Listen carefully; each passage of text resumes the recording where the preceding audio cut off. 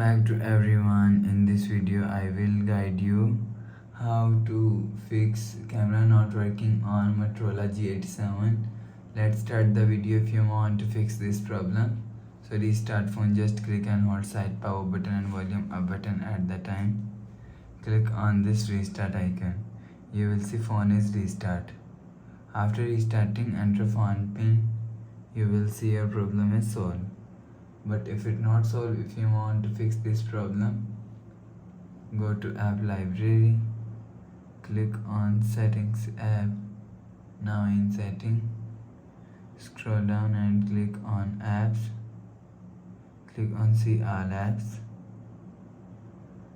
scroll down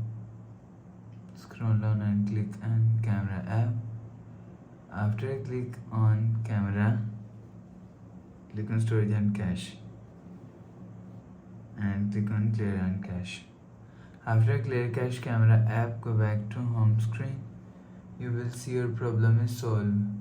But if it not solved, if you want to fix this problem, go to app library, click on settings app.